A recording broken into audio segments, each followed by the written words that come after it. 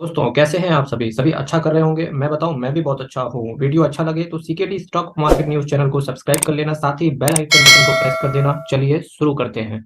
दीप industries limited, आज इस company की इन डेप्थ एनालिसिस करेंगे। तो मुबारक हो जिसके पास ये शेयर है, तो उनका आज इन डेप्थ एनालिसिस होने वाला है। और जो इस शेयर को या इस वीडियो को पहली बार देख रहे हैं, जानना चाहते हैं, तो वो लोग जान पाएंगे कि ये कंपनी अच्छी है या खराब है। आपको केवल एक काम करना पड़ेगा, आप बीच में एक लाइन डाल के कुछ जो अच्छी चीज़ें हैं वो एक तरफ लिखिएगा, जो खराब चीज़ें हैं वो दूसरी तरफ लिखिएगा, और जिसका वेट ज़्यादा हो बस उसी तरफ आपको डिसीजन लेना है। सबसे अच्छा तरीका है किसी भी शेयर को खरीदने का या ना खरीदने का। ये कंपनी 1991 में बनी। Deep industries limited is in the business of oil and gas field services. The company specialises in providing air and gas compression services. Air और गैस कंप्रेशन सर्विसेज, इस चीज़ पर फोकस रहना चाहिए आपका।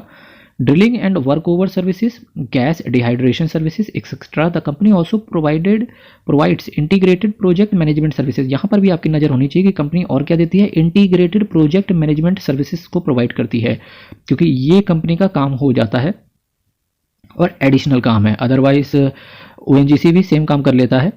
द गैस कंप्रेशन सर्विसेज, और जो gas compression division है उसके अंदर क्या क्या आता है। The company is the largest natural gas compression service. बस यहीं से सारी बात खत्म हो जाती है कि कंपनी जो है लार्जेस्ट, क्योंकि जो लार्जेस्ट वर्ड होता है वो कंपनी को कहीं ना कहीं मार्केट लीडर बनाता है और मोनोपोली भी बिजनेस के तौर पे क्रिएट करके रखता है। The largest natural gas compression service provider in India on chartered hire basis. ठीक है, अब हायरिंग कौन करता होगा? जो इनके क्लाइंट होंगे। क्लाइंट की बात अभी करेंगे।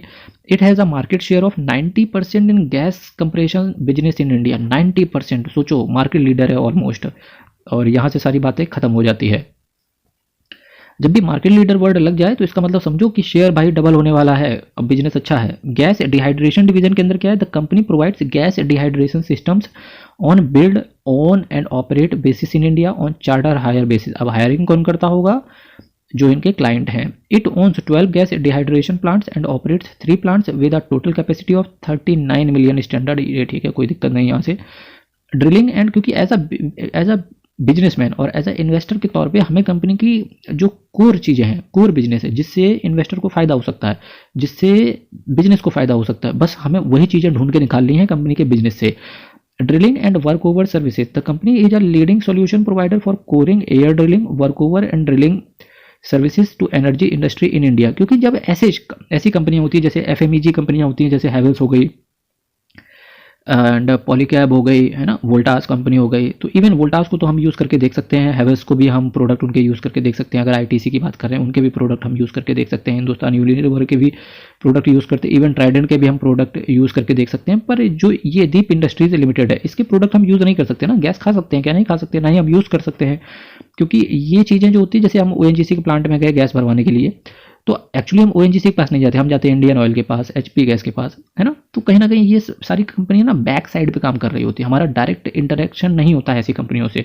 तो ऐसी कंपनियों के हमें बिजनेस पर ज़्यादा फोकस रखना होता है कि किस तरीके से हम अपनी चीज़ें, इन्वेस्टर को क्या फ़ायदा दे सकता है, इन्वेस्टर को क्या फ़ायदा दे सकता है, इन्वेस्टर को फ़ायदा दे सकता है कंपनी का बिजनेस, और कंपनी के बिजनेस के अंदर क्या फ़ायदा दे सकता है कंपनी को।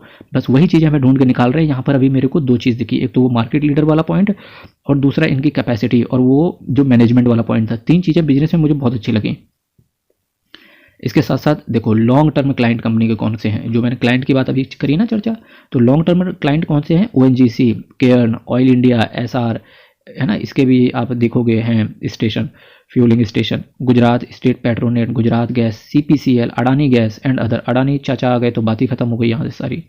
इसके साथ साथ मैं कुछ और चीज़ें यहाँ पे बात करना चाहूँगा कि ये एक कंपनी थी, और फाइनेंशियल ईयर 2019 से पहले ये कंपनी डीमर्ज हो चुकी थी, और जो अब डीमर्ज कंपनी है 1:1 के रेशियो में डीमर्ज हुई थी। मतलब एक शेयर किसी इस कंपनी का रहा होगा 2019 से पहले, उसको एक कंपनी और मिल गई होगी, और वो जो दूसरी कंपनी अभी इक्विटी मार्केट में, शेयर मार्केट के अंदर ऑपरेट कर रही है, दीप एनर्जी रिसोर्स लिमिटेड, ये आपके बगल में कंपनी है, ये ट्रेड कर रही है। ये भी कंपनी अच्छी कंपनी है। 366 करोड़ के ऊपर रिजर्व सरप्लस इसके पास पड़ा हुआ है, जिसके एवज में 34 करोड़ की केवल लॉन्ग टर्म बोरोविंग है। तो दूसरी कंपनी भी बहुत सेफ खेल रही है, पर वहाँ पर भी दो चार कंसर्न है, उसका वीडियो मैं अलग से लेकर आऊँगा। फिलहाल अब इस कंपनी की मैं चर्चा फंडामेंटल्स पे करता हूँ, क्योंकि बिजनेस की बातें यहाँ से ओवर हो गई। क्या बिजनेस अच्छा है? हाँ, 4-5 पॉइंट ऐसे थे जो कंपनी को मोनोपोली भी बनाते हैं, साथ ही साथ बिजनेस को स्ट्रॉन्ग प्रोवाइड करते हैं, कंपनी को मजबूत बनाते हैं।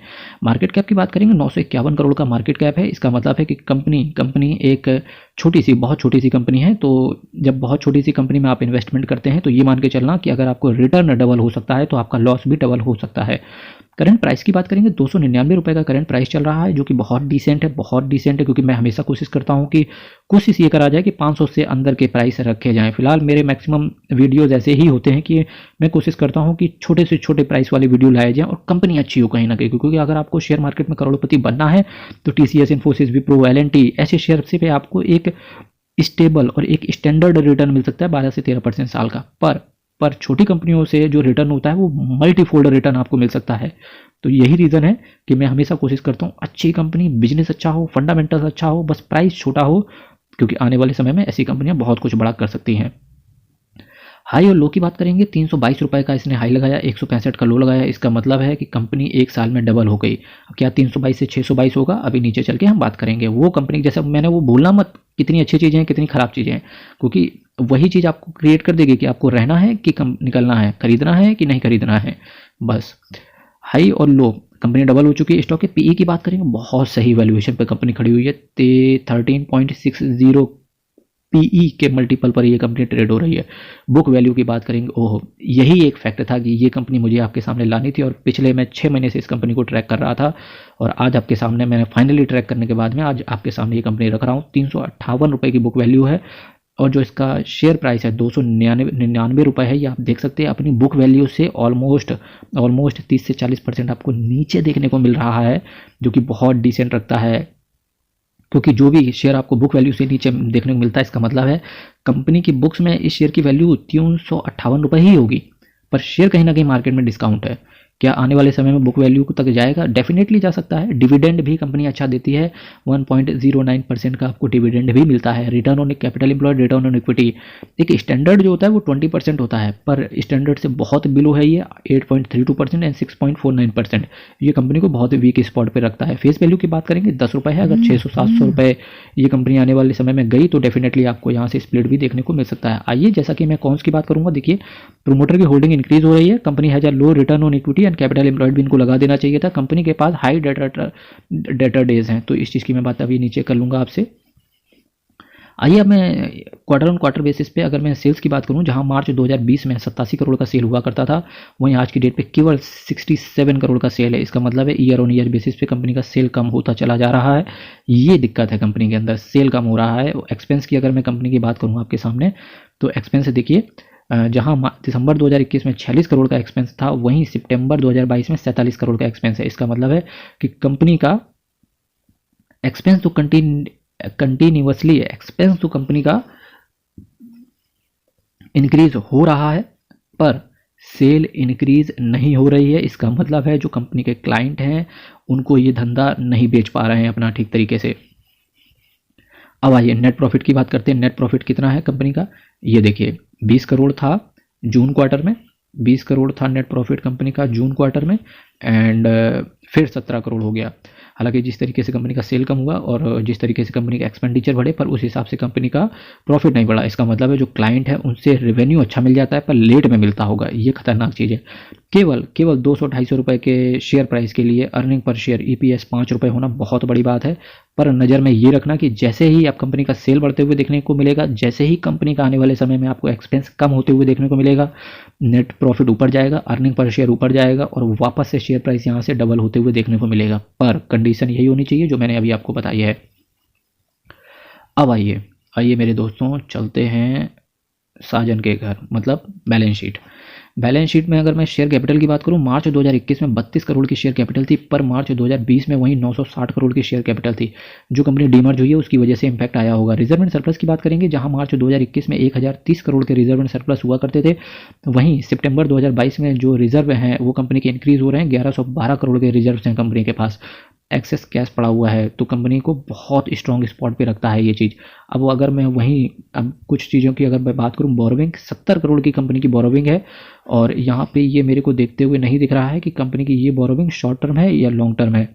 ये चीज़ मैं आपको अभी दिखाना चाहूँगा। हमारी चर्चा चलने वाली है मार्च 2021 में, जहां पर 1030 करोड़ के रिजर्व एंड सरप्लस हुआ करते थे, वहीं सितंबर 2022 के अंदर 1112 करोड़ के रिजर्व एंड सरप्लस। इसके मतलब है कंपनी के पास जो धंधा आ रहा है वो तो लेट से आ रहा है, प्लस धंधा कहीं ना कहीं कम हो जाता है, पर एक चीज़ कंपनी के अंदर अच्छी हो जाती है कि एटलीस्ट कैश मिल जाता है, और जो भी इनके क्लाइंट है उनसे अभी भी कंपनी को मार्जिन्स अच्छे मिल जाते हैं। लॉन्ग टर्म बोरोविंग की बात करेंगे, 54 करोड़ की लॉन्ग टर्म बोरोविंग। क्या कंपनी के अंदर सेफ्टी है? आप सोच के देखो, केवल 54 करोड़। कल कंपनी कुछ भी उल्टा सीधा कंपनी के अंदर हो जाए तो 54 करोड़ की केवल लायबिलिटी होगी, इन्वेस्टर का पूरा पैसा पाई उसको वापस कर दी जाएगी। तो क्या कंपनी लॉन्ग टर्म में चल सकती है? डेफिनेटली लॉन्ग टर्म में ही चलने वाली है। देखिए ऑलमोस्ट जीरो डेट की कंपनी, केवल 54 करोड़ की लायबिलिटी है कंपनी के अंदर। शॉर्ट टर्म में भी डिफॉल्ट आया तो भी 1112 करोड़ के रिजर्व एंड सरप्लस पड़ हुए हैं। कितना सेट ऑफ कर लोगे भाई? उसके बाद भी कंपनी के अंदर कैश बचेगा, और ना केवल कैश बचेगा, अभी असेट तो हमने टच ही नहीं किए। ठीक है, तो कंपनी को बहुत स्ट्रॉन्ग स्पॉट पर रखते हैं। अब इसके बाद में कैश फ्लो की अगर मैं बात करूं तो मार्च 2018 में देखिए 19 करोड़ का पॉजिटिव कैश फ्लो था। वहीं मार्च 2022 के अंदर 7 करोड़ का नेगेटिव कैश फ्लो देखने को मिला। ये वीक स्पॉट यहाँ से रखता है कंपनी को, 7 करोड़ का नेगेटिव कैश फ्लो रखता है। तो आपका कंसर्न है, अब मार्च 2023 में जो एनुअल रिटर्न आएंगे, आप जिनके पास भी ये शेयर है वो डेफिनेटली बहुत गौर से सुनो। अगर 7 करोड़ के नीचे अगर कैश फ्लो आते हुए देखने को मिला तो शेयर प्राइस और नीचे टूट के आएगा। अगर यहाँ से पॉजिटिव कैश फ्लो आया तो शेयर यहाँ से ऑलमोस्ट डबल हो जाएगा सीधा सीधा।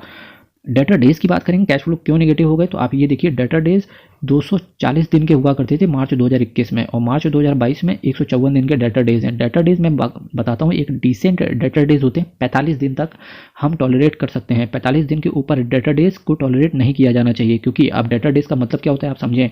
जो भी कंपनी अपना प्रोडक्ट सेल करती है, जब भी कंपनी अपना प्रोडक्ट को सेल करती है तो जिन डेटर्स को इसने माल बेचा उनसे कैश कितने दिनों में रिसीव हो जाता है, क्योंकि जब डेटर से कैश को देर में रिसीव होगा, तब जब कैश का रिसीव देर में होगा तो क्या होगा, कंपनी के अंदर कैश नहीं आएगा। जब कैश नहीं आएगा कंपनी के अंदर तो कहीं ना कहीं कर्जा जो कंपनी को चल रहा होगा, जो बोरोविंग्स होगी, उसको पेमेंट नहीं कर पाएगी, जिसकी वजह से सेल्स इंक्रीज नहीं हो पाएगी, और जब सेल इंक्रीज नहीं होगी तो प्रॉफिट में इम्पैक्ट आएगा, अर्निंग पर शेयर गिरेगा, return on capital employed, return on equity खत्म होते हुए देखने को मिलेंगे, डिविडेंड का पेमेंट नहीं हो पाएगा। अल्टीमेटली ऐसे समझो कि जो बैलेंस शीट है बहुत वीक पॉइंट पर आ जाती है। तो ये कंसर्न रहता है डेटर डेज से रिलेटेड। सोच के देखो, बैलेंस शीट के अंदर पूरी एक चीज़ तबाह कर सकती है कंपनी को। इसीलिए बोलते हैं कि बैलेंस शीट को पढ़ना बहुत बहुत ज़रूरी होता है। प्रोमोटर्स की होल्डिंग की बात करेंगे, 63.99% के आसपास होल्डिंग है, पर आप एक चीज़ पाएंगे, हालांकि जून से सितंबर क्वार्टर में प्रोमोटर की होल्डिंग तो कम हुई है, पर एक चीज़ अच्छी हुई है कि प्रोमोटर ने अभी भी 63% के आसपास अपने पास होल्डिंग रखे चल रहे हैं। FIIs 2% जहां होल्ड करके चलते थे वहां अभी केवल 1.93% FIIs के पास होल्डिंग है। DIIs कंपनी के अंदर नहीं है। गवर्नमेंट भारत सरकार कंपनी के अंदर स्टेक रखती है 0.02% के हिसाब से। पब्लिक की बात करें 34.55% पब्लिक के पास स्टेक है इस कंपनी का। पब्लिक को कहीं ना कहीं अभी भी लगता है कि कंपनी अच्छा कर सकती है। इसकी वजह से पब्लिक ना केवल टिकी हुई है, बल्कि जैसे जैसे शेयर ये नीचे आ रहा है वैसे वैसे पब्लिक एक्यूमुलेट भी कर रही है, जो कि मैं मानता हूं कि एक बहुत अच्छा स्टेप है जब इतनी बेहतरीन कंपनी आपको नीचे आते हुए देखने को मिले। बस कंसर्न आप केवल एक चीज़ पे याद रखना, कैश के फ्लो पे मेक और ब्रेक हो सकता है उस पॉइंट पे। चलिए कुछ और चीज़ों की बात करते हैं।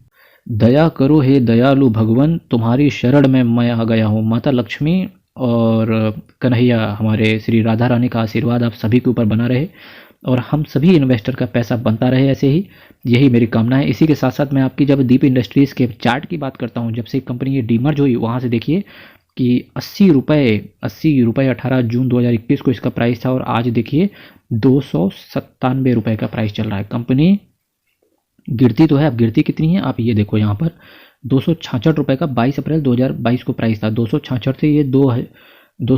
से ये 194 तक आके गिरी। देखिए फ्लक्चुएशन बहुत ज़्यादा होता है, इसीलिए मैं कहता हूँ जो ये स्मॉल कैप कैटेगरी होती है, जो ये माइक्रो कैप कैटेगरी होती है, आपको रिटर्न तो बहुत अच्छा मिलता है और रिटर्न में इन्वेस्टर खुश भी होता है, पर कहीं ना कहीं जरा सा धक्का लगता है, जरा सा नहीं, और जो धक्का लगता है वो करीब करीब नीचे आता है 50 से 60% शेयर, वहीं पर इन्वेस्टर डोल जाता है और बेच के निकल जाता है। कंपनी को खरीदा ऊपर से, बेचा वहाँ लॉस कराया, उसके बाद वो मार्केट से ही डर जाता है। तो मेरा मित्र यही कहना होता है कि अगर आप ऐसे शेयर्स में आते हैं, इससे पहले वॉच लिस्ट में ऐड करो 15 से 20 दिन, कंपनी को ट्रैक करो, क्योंकि जब आप ऐसा करते हो तो फिर जब मार्केट गिरता है तो आप डरते नहीं हो, एक्यूमुलेट करते हो स्टॉक्स को, जैसा कि जब मैंने प्रोमोटर्स की होल्डिंग से दिखाई थी, वहाँ पर पब्लिक एक्यूमुलेट करते हुए देखने को मिल रही है। इंटेलिजेंट इन्वेस्टर हैं वो लोग। चलिए कुछ और चीज़ों की बात करते हैं।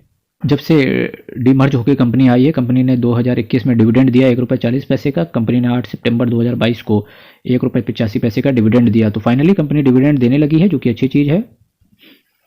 तो मेरे मित्रों, आज यहाँ पर दीप इंडस्ट्रीज़ का इन डेप्थ एनालिसिस खत्म होता है। होप सो कि आपको पता चल गया होगा कि कंपनी अच्छी है, no doubt. Reserve and surplus में अच्छा पैसा है, बस आपको वहाँ पर कैश के फ्लो को नज़र में रखना है। कब? मार्च 2023 में, जब एनुअल रिटर्न निकल के आएंगे। तो आज का मेरा वीडियो यहीं पर खत्म होता है मेरे मित्रों। चैनल को अभी सब्सक्राइब नहीं किया है तो डेफिनेटली आपको चैनल को सब्सक्राइब करना चाहिए। बहुत सारा मोटिवेशन मिलता है इस चीज़ से। फिर आपके सामने एक नए शेयर की इन डेप्थ एनालिसिस करेंगे। तब तक के लिए आप अपना ख्याल रखें, सेफ रहें, सुरक्षित रहें। बहुत बहुत धन्यवाद। जय हिंद।